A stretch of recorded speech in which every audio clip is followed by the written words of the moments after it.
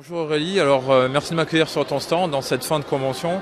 Déjà, qu'est-ce que tu as pensé d'Auxerre Galactic Day 2024? Alors je découvrais, j'étais jamais venue ici. Donc voilà, c'est intéressant en fait d'avoir tous les aspects autour de la science-fiction. Et donc bon, moi c'est les livres, mais je vois qu'il y a plein d'autres choses et voilà, c'est bien de tout découvrir à la fois. Quels sont tes univers? Alors moi c'est les univers d'imaginaire au sens large, aussi bien science-fiction, fantasy, fantastique, voilà, c'est vraiment tout l'imaginaire. Tu as commencé à publier des livres quand? Alors mon premier livre est sorti en 2013.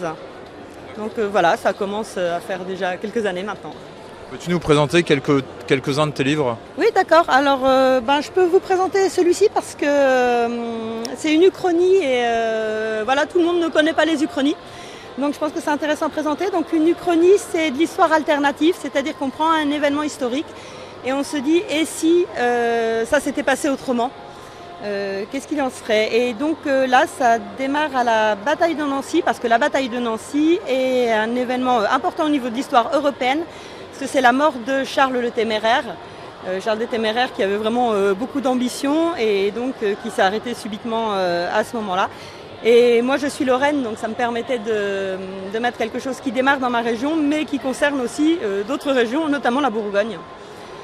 Et donc voilà, c'est un roman qui se passe sur 3 époques, donc en historique autour de la bataille de Nancy à la fin du XVe siècle, dans un XVIIIe siècle alternatif et dans un XXe siècle alternatif. Et en Europe et en Amérique. Pour toi, qu'est-ce que l'imaginaire? L'imaginaire, c'est un peu tous les possibles, mais c'est aussi une autre façon de parler de la réalité. C'est-à-dire qu'on peut se permettre des choses qui seraient difficiles à dire parfois si on prenait des personnes réelles, si on prenait des pays réels, si on prenait une religion réelle. Et là, on peut se permettre beaucoup plus de choses et dire des choses aussi sur notre monde actuel, en fait, à travers les mondes fantastiques. L'imaginaire, ça t'apporte quoi dans ton quotidien? C'est un autre monde, c'est une autre vie, c'est un élargissement du quotidien, un élargissement de la vie de tous les jours et un monde qui nous appartient à nous, même si on le partage à travers les livres, en partageant, ça reste notre monde en fait, le monde qu'on crée. Qu'est-ce que tu penses de l'IA dans l'écriture? Alors j'avoue que je trouve pas ça très positif.